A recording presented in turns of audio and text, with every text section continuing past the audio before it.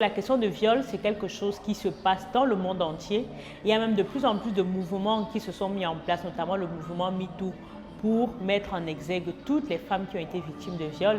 Et dans cette vidéo, je m'en vais donc te partager comment réagir après que tu as été victime d'un viol ou alors qu'après qu'un de tes proches a été victime d'un viol. C'est parti.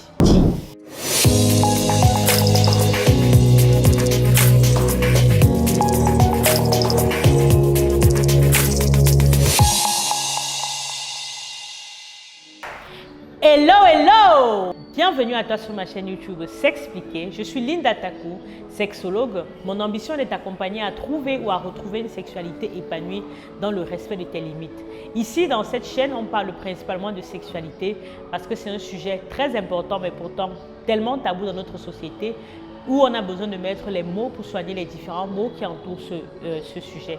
Je parle également de naissance, qui est une des résultantes de la sexualité, et enfin de parentalité, qui est le devoir qu'on a quand on décide de donner la vie. Si ces sujets t'intéressent, je t'invite à t'abonner à cette chaîne, à cliquer sur la cloche de notification pour être tenu informé de nos nombreuses vidéos qui paraissent chaque semaine sur la chaîne. Et je t'invite également à télécharger gratuitement le petit e-book de bienvenue que je t'offre qui s'intitule 5 clés pour entretenir le désir avec ardeur. C'est un petit e-book qui se lit rapidement et qui va te donner des outils simples à mettre en application pour entretenir le désir dans ta relation.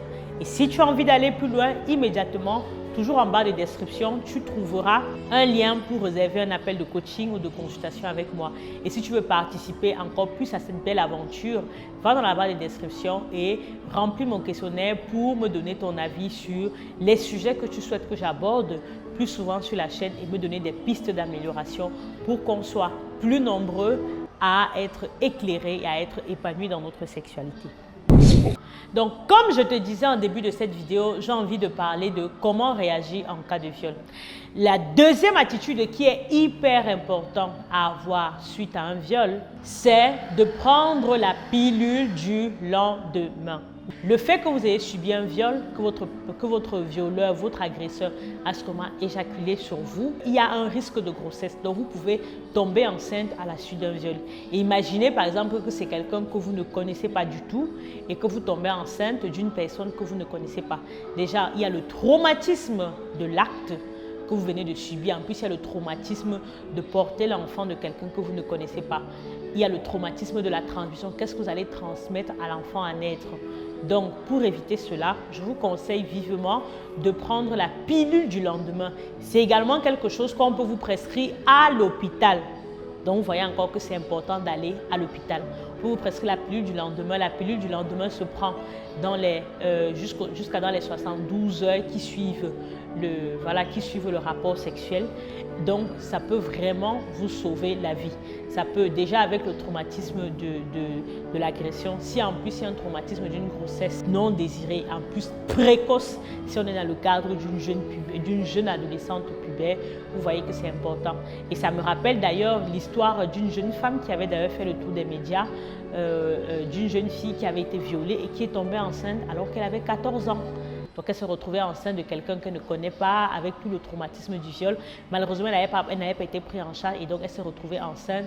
Et voilà, ça a fait le tour des médias, mais quand elle était déjà à un âge de grossesse bien avancé.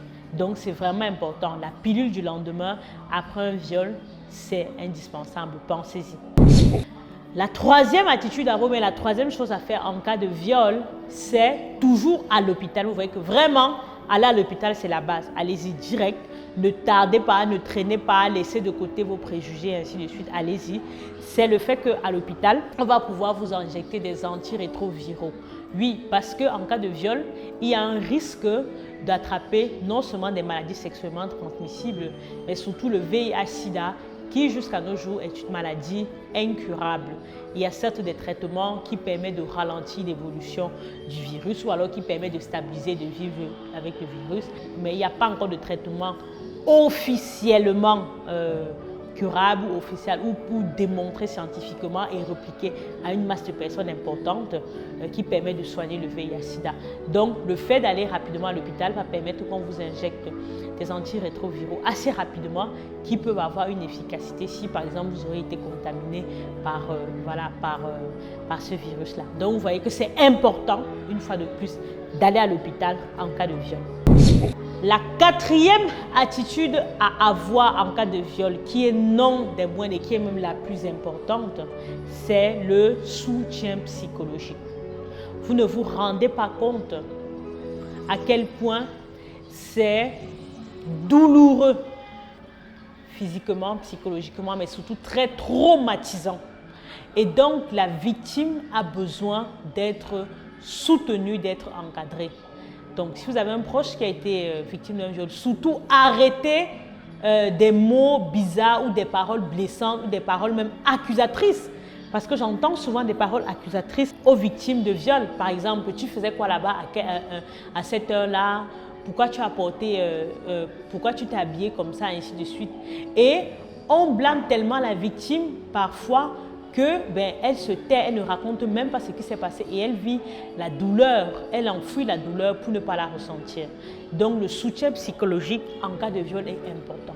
Pouvoir écouter, pouvoir réconforter. Et dans ce cadre, il est justement important de pouvoir faire appel à un spécialiste, à un psychologue, à un sexologue pour pouvoir accompagner ces personnes-là. Et aussi en famille, avoir des personnes à qui la victime peut parler, avoir aussi des personnes qui peuvent juste l'écouter, qui peuvent la prendre dans ses bras, qui peuvent la réconforter, c'est aussi important. Le soutien psychologique, vraiment, c'est quelque chose de tellement capital, mais que tellement de personnes manquent. Et c'est justement aussi l'une des raisons qui fait que les personnes qui sont victimes de viol enfouissent cet épisode dans leur vie, ne veulent plus en parler, tellement c'est douloureux, tellement ça les a marqués, tellement ça les a choqués. Mais malheureusement, plus tard dans leur vie adulte, elles se retrouvent à avoir des peurs, des blocages suite à cet épisode qu'elles ont vécu. Donc vraiment, je vous ai partagé dans cette vidéo les attitudes indispensables à avoir en cas de viol. Et le cinquième élément pour ma part, qui est non des moindres, c'est qu'en cas de viol, allez porter plainte. Oui, demandez à ce que la justice vous soit rendue ou alors soit rendue à votre proche. C'est justement parce qu'il y aura de plus en plus de personnes qui viendront dénoncer ce genre de fait que peut-être notre société prendra vraiment en compte ce sujet-là, pas juste sur le plan de sensibilisation des débats, mais vraiment sur le plan d'action pour pouvoir punir les agresseurs. Et c'est aussi parce que vous allez demander que la justice vous soit rendue que ça peut par exemple motiver ou inciter certaines femmes, certains hommes, bref, des personnes qui étaient victimes de viol, de elles aussi venir demander à rendre justice. Parce qu'il y a certains crimes, certains actes qui sont perpétrés parce que justement les bons ne font rien, ils ne disent rien. Et donc ça devient, on vit dans de l'impunité. Donc c'est vraiment important. Voilà ce que je voulais te partager aujourd'hui dans cette vidéo concernant l'attitude à avoir, les choses à faire quand on a subi un viol. Ces éléments-là, elles sont valables quel que soit l'âge de la victime, que ce soit un petit enfant, que ce soit une adolescente, un adulte ou même quelqu'un de plus âgé. C'est vraiment important de mettre en place ces 5 éléments indispensables que je vous ai partagés. Ça permettra non seulement d'intervenir rapidement, de soulager la douleur, de commencer à reconstruire la personne qui a été blessée et surtout de rendre justice aux personnes qui ont été offensées. Voilà, si cette vidéo t'a plu, je t'invite vraiment à la partager massivement parce que peut-être que ça pourrait aider quelqu'un de ton entourage qui a subi cette situation-là et qui n'a peut-être jamais pu en parler ou alors qui l'a subi récemment. Et surtout, ça aidera les personnes à savoir exactement ce qu'il faut faire, les bons gestes, la bonne attitude à avoir dans ce genre de situation que, bien sûr, j'espère ne t'arrivera jamais. Bien sûr, laisse-moi en commentaire ton avis, tes retours. S'il y a d'autres éléments que j'aurais oubliés, je me ferai un plaisir de te lire et de te répondre. Et d'ici là, je te souhaite de te porter très bien et je te dis à très vite.